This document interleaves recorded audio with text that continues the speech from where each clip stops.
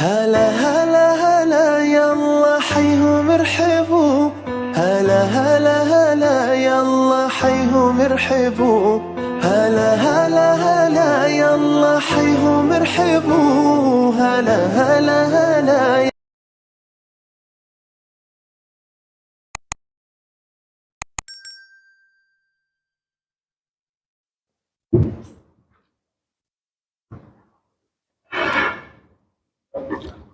Assalamualaikum warahmatullahi wabarakatuh. Alhamdulillahilladzi ahyana ba'da ma amatana wa ilaihi nusyur. Asyhadu an la ilaha illallah wahdahu la syarika lah wa asyhadu anna sayyidana wa nabiyyana Muhammad sallallahu alaihi wasallam.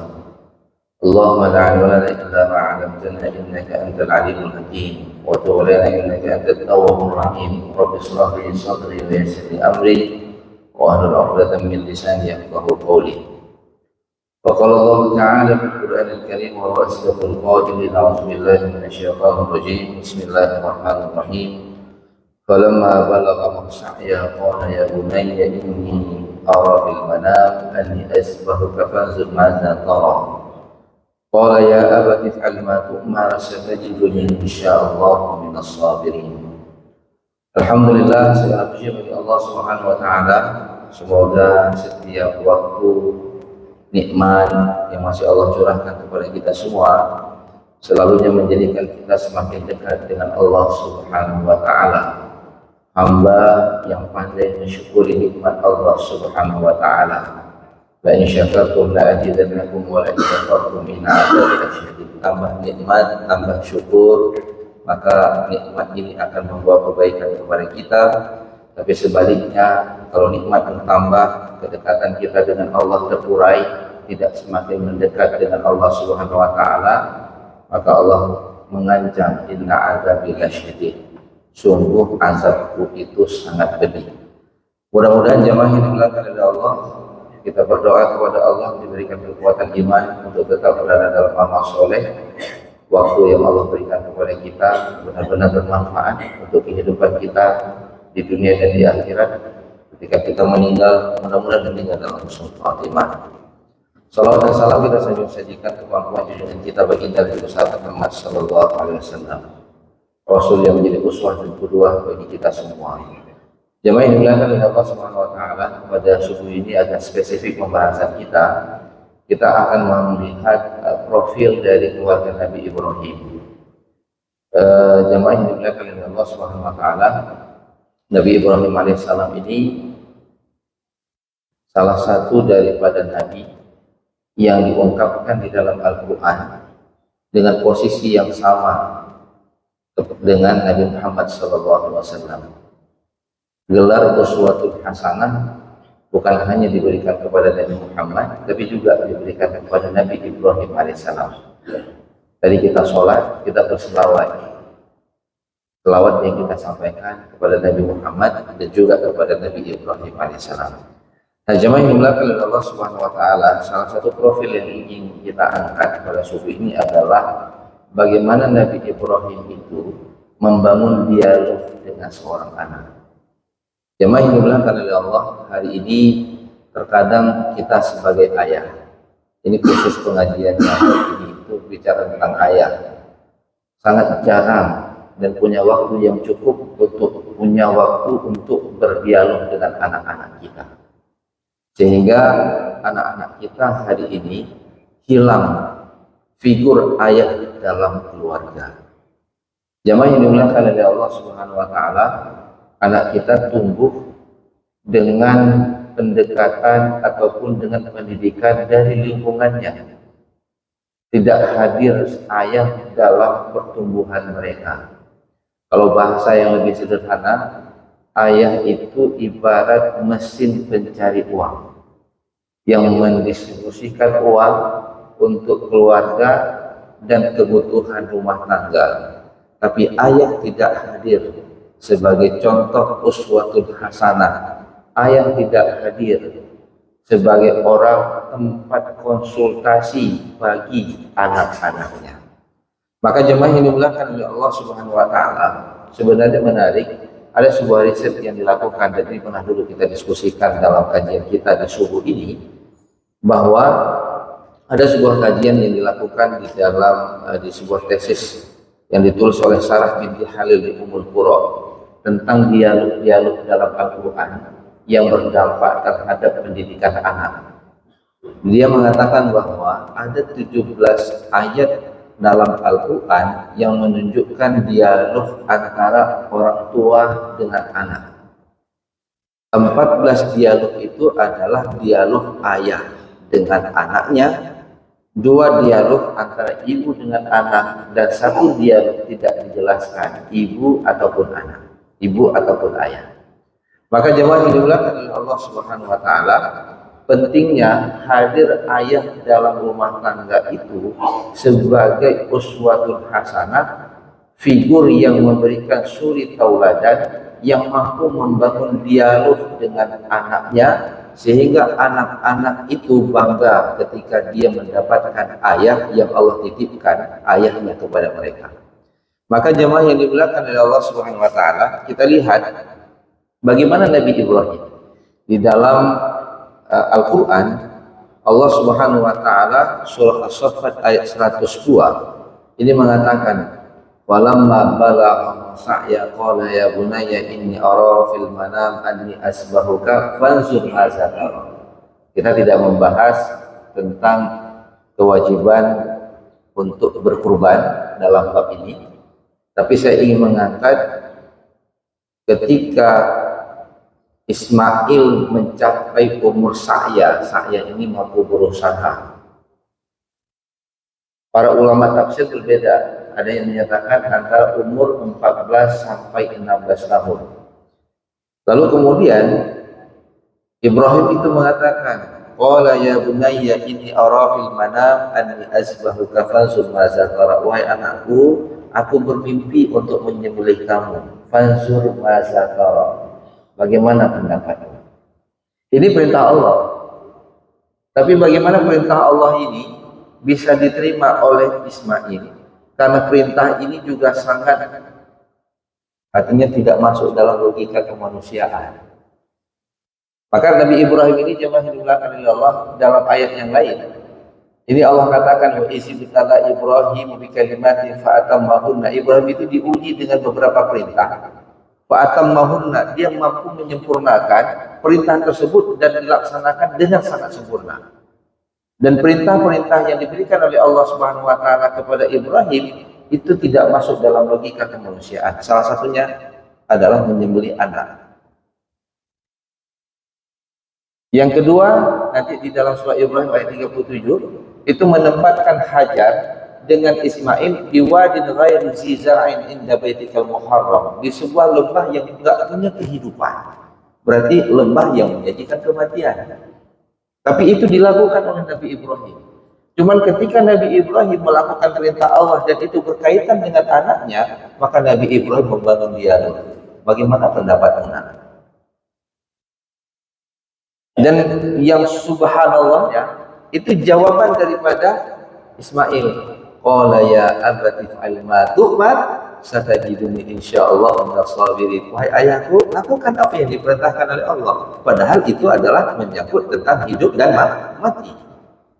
Mungkin kalau kita hari ini bilang sama anak kita seperti itu, nak, bapak mimpi semalam disuruh membeli anak, itu langsung dijawab sama ibu, bapak ini mau buat apa semalam? Gak usah jauh lah kalau kita. Kadang-kadang seorang ayah itu butuh uang pinjam sama anaknya. Nah, bisa nggak pinjam uang ampau hari raya kemarin? Boleh ya, kita hitung-hitungan ya, nanti cukup balik baju. Jadi anak itu punya hitung-hitungan sama ayahnya. Kalau ini nyawa yang diminta, siap dia untuk memberikannya. Nah, yang ingin saya ungkapkan di sini, jemaah yang dimuliakan oleh Allah Subhanahu wa taala, fungsi ayah itu hadir dalam kehidupan anak. Dan ayah harus mampu untuk menjadi uswatun hasanah, berdialog dengan anak untuk menjawab semua problematika kehidupan anak. Sehingga ada penelitian bahwa itu yang dilakukan oleh Allah Subhanahu wa taala. Ini yang dilakukan oleh George Holden. Dia mengatakan begini. Satu ayah itu bagi seorang anak itu lebih berharga dari 100 guru di sekolah. Satu ayat lebih berharga dibandingkan 100 guru di sekolah. Ada kasus, ini saya baca sudah lama di koran. Itu kasusnya kejadian di Brasil. Jadi ada seorang ayah ribut dengan anaknya. Akhirnya anaknya memutuskan untuk pergi dari rumah. Dicari sama ayah ini selama beberapa bulan nggak jumpa. Muncul idenya, dia akan buat iklan di sebuah koran, ya koran yang terkenal di kota tersebut. Dan di koran itu dia membuat iklan mengatakan, wahai anakku, namanya Patu, engkau sudah kumaafkan. Ayah rindu denganmu, besok pagi jam 12 kita jumpa di tempat ini. Nah, jemaah yang dimuliakan oleh Allah, itu di koran tersebut. Apa yang terjadi? Besok jam 12 siang, di mana janji yang diungkapkan di dalam iklan ayahnya menunggu, apa yang terjadi? Ada 800 anak yang bernama Patu mencari keampunan dari seorang ayah. Nah, jemaah yang dimuliakan oleh Allah Subhanahu wa taala, ini menjadi catatan penting. Kadang-kadang saya ketika melihat diri saya dan juga bapak-bapak, kita punya anak nggak Pak di rumah? Ada. Sekarang kita sholat di masjid. Pertanyaannya, anak kita sholat nggak? Di mana anak? Sebelum kita pergi ke masjid, sudahkah kita membangunkan anak-anak kita? Yang perempuan, nak bangun nak sholat tahajud, nak bangun nak sholat subuh. Maka kalau kita kembali lagi kepada Rasulullah, ketika Rasulullah menjelang 10 malam yang terakhir, itu mengatakan wa aiqadha ahlah. Rasulullah itu bukan bangun hanya qiyamul lail untuk dirinya sendiri, tapi kemudian dia membangunkan keluarganya. Nah, wahai ayah, kita punya tanggung jawab. Kita bukan menjadi mesin pencari uang, tapi bagaimana anak-anak kita itu bangga dengan ayahnya. Kadang-kadang saya berpikir, Bapak Ibu yang dimuliakan oleh Allah, misalnya begini, Bapak punya anak laki-laki. Ketika dia ingin menikah, kalau kita tanya, nak, kira-kira calon istri yang engkau ingin cari itu tipenya bagaimana? Bisa nggak anak kita sampai pada satu kesimpulan? Saya akan mencari istri sebagaimana Umi, sebagaimana ibu saya. Bagi anak perempuan kita tanya, nak, lintu yang harap tiba model. Bisa nggak dia jawab? Saya akan mencari calon suami sebagaimana ayah. Jadi kita berarti kita berhasil menjadi ayah yang anak itu bangga dengan kita. Maka jemaah yang dimuliakan oleh Allah Subhanahu wa taala, kita lihat di ayat yang lain, surah Al-Baqarah ayat 133. Ini bagaimana ayah itu menjadi contoh bagi anak. Ketika Nabi Yakub mengatakan, am kuntum syuhada id hadara yaqub al maut is qala li bani ma ta'buduna min ba'di qalu na'budu ilahaka wa ilaha abaika Ibrahim wa Ismail wa Ishaq ilaha wahida wa nahnu lahu muslimun. Ketika Nabi Yakub itu menjelang kematian, ada sebuah kegelisahan yang ada di dalam diri Nabi Yakub. Lalu dia mengatakan, isqala li bani, dia bertanya kepada anak-anaknya, ma ta'buduna min ba'di, wahai anak-anakku, apa yang engkau sembah setelah aku meninggal? Bapak Ibu, kadang-kadang kita takut kalau kita meninggal dunia, apa warisan yang kita tinggalkan kepada anak kita? Ingat Bapak Ibu, setiap anak itu membawa rezekinya masing-masing. Tidak ada kita tinggal warisan, dia akan tetap survive selama dia masih punya nyawa. Jadi setiap anak itu membawa rezeki. Nggak usah jauh-jauh lah, kita rasakan kita dulu lah. Mungkin orang tua kita tidak meninggalkan warisan, kita masih hidup sekarang. Begitu juga dengan anak kita. Wa ma min dabbatin illa 'ala Allahi rizquha. Apapun yang melata di atas muka bumi ini, selama dia masih punya umur, maka dia punya budget rezekinya. Rezekinya habis, matilah dia. Jadi kalau kita meninggal dunia, tidak perlu risau apa yang kita tinggalkan warisan kepada mereka. Walaupun nanti di ayat yang lain, di surah An-Nisa ayat 9, wal yakhshal ladzina law taraku min khalfihim dzurriyyatan bi'afa. Hendaknya kita memang buat perencanaan, jangan sampai ketika kita meninggal dunia, anak kita kemudian menjadi miskin tiba-tiba. Dia sedang sekolah di pesantren, meninggal ayahnya, tiba-tiba ibunya akan menarik anaknya dari pesantren karena nggak sanggup bayar SPP. Nah, di sini kemudian ada perencanaan, tapi perencanaan itu harus kita lakukan bukan karena kita takut kalau kita mati rezeki anak kita putus. Ada yang lebih patut kita takutkan. Apa dia? Mata wudu nabi ba'di. Nah, kalau aku meninggal, ayah meninggal, kamu masih pergi ke sholat apa tidak? Kamu masih pergi ke masjid atau tidak? Ini yang harus kemudian kita risaukan, wahai para ayah. Nah, menariknya jawaban daripada anak-anak Nabi Yakub. Salah satu dari anak Nabi Yakub itu kan Nabi Yusuf alaihissalam. Apa jawabannya? Qalu na'budu ilahaka wa ilaha abaika Ibrahim wa Ismail. Ini yang menarik. Kami menyembah Tuhan yang ayah sembah. Nah, gitu dia. Dia nggak jawab, wahai ayah, kami menyembah Allah. Tapi ketika dia menyatakan kami menyembah Tuhan yang ayah sembah, artinya apa? Ayah selama ini menunjukkan kepada kami untuk menyembah Allah. Maka ketika kami meninggal, kami tetap melakukan apa yang selama ini ayah tunjukkan kepada kami. Kalau bahasa sederhana kita, nah kalau ayah meninggal, kamu masih pergi ke masjid tak? Ya, kami tetap akan pergi ke masjid. Di mana masjid? Tempat ayah kunjungi selalu. Kenapa? Ayah hadir membawa anak-anaknya, maka ketika ayahnya meninggal, tradisi yang dilakukan oleh ayahnya dilakukan oleh anak-anaknya. Bagaimana kemudian tradisi itu bisa masuk kepada anak-anak kita? Maka seorang ayah harus hadir dalam kehidupan anak kita, baik itu anak laki-laki maupun anak perempuan. Maka jemaah yang dimuliakan oleh Allah, tanggung jawab pendidikan anak sebenarnya itu adalah tanggung jawab paling besar ada di pundak kita sebagai ayah, bukan ibu.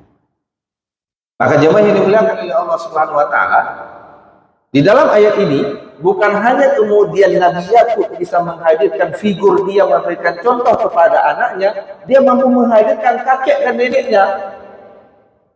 Ilahaka Ibrahim wa ilaha abaika Ibrahim wa Ismail. Itu kan kakeknya dari Nabi Yakub alaihissalam, yaitu Ibrahim dan Ismail. Artinya apa?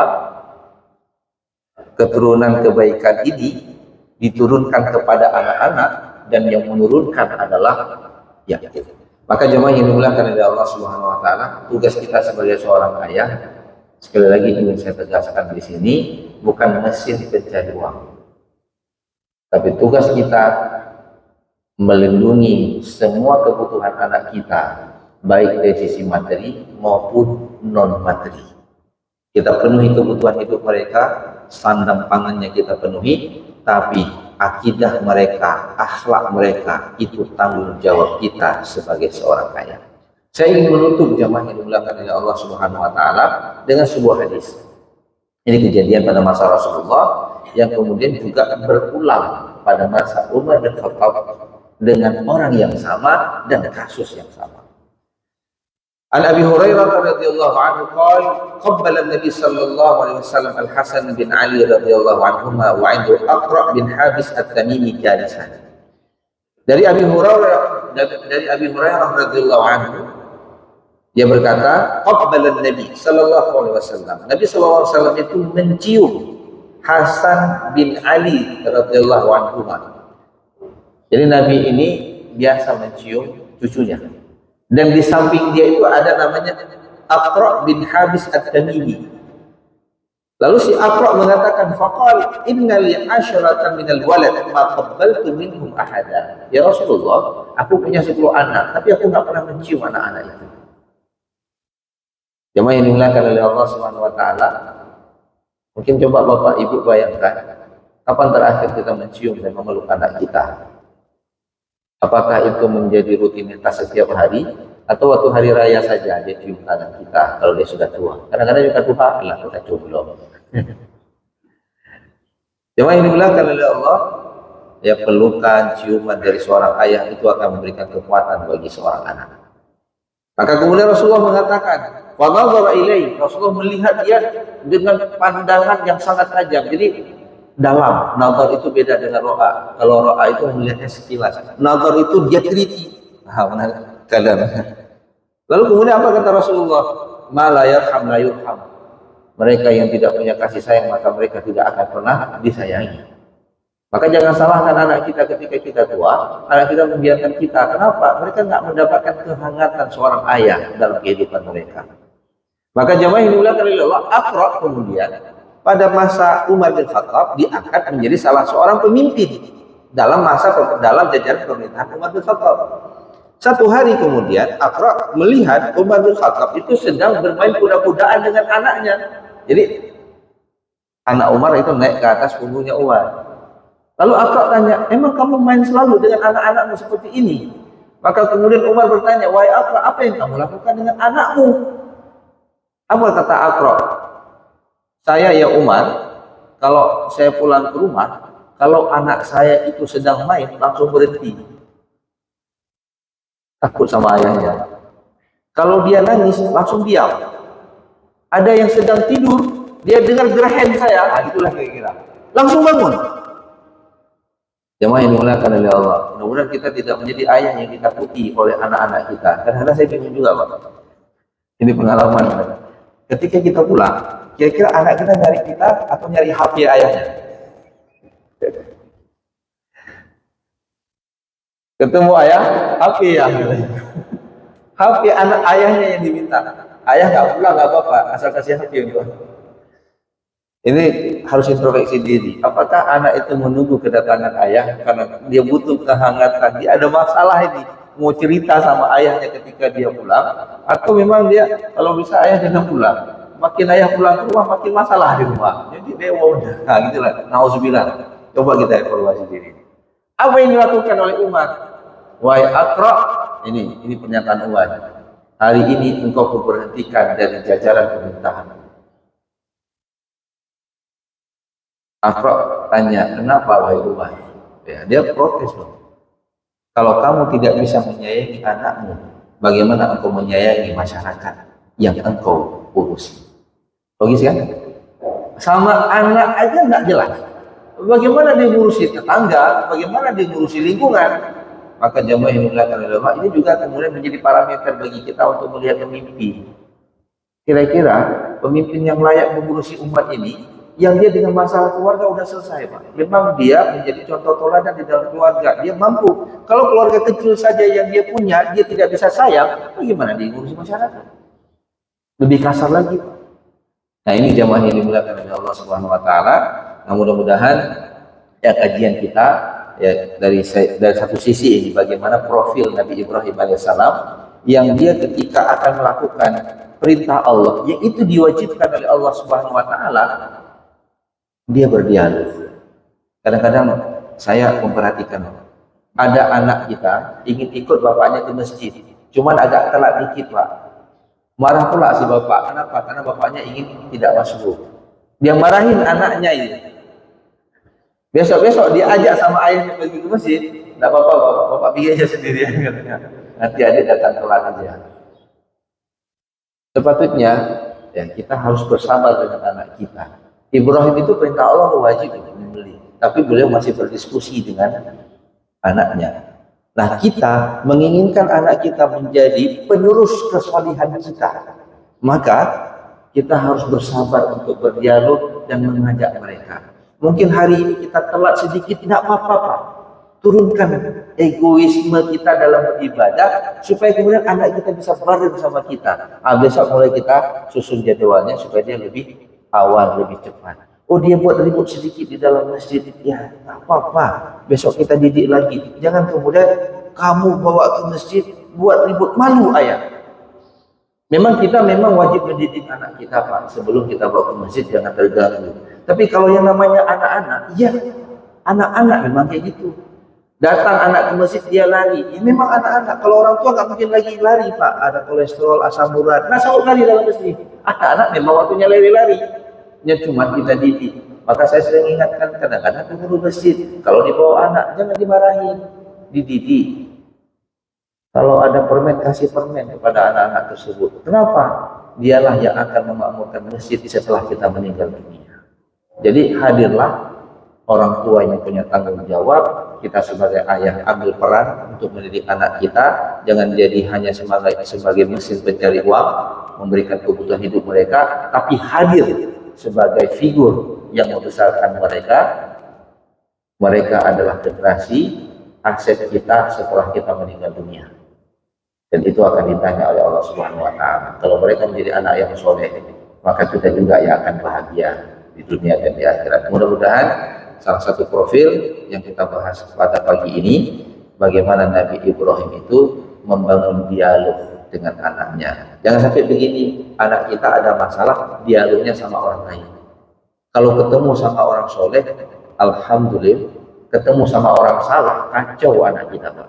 Maka sepatutnya ketika dia ada masalah, pertama sekali yang harus dikomunikasikan, saya harus bertanya sama ayah saya harus bertanya sama ibu saya. Maka ibu dengan ayah sangat penting untuk menjadi orang pertama. Ketika anak punya masalah, maka referensi rujukan yang pertama bagi anak adalah ayah, dan itu baru terjadi apabila dia bangga dengan ayah dan ibunya. Mudah-mudahan kita menjadi orang tua yang dibanggakan oleh anak-anak kita. Hadanallahu wa iyyakum ajma'in, wallahu muwaffiq ila aqwamit thariq. Assalamualaikum warahmatullahi wabarakatuh.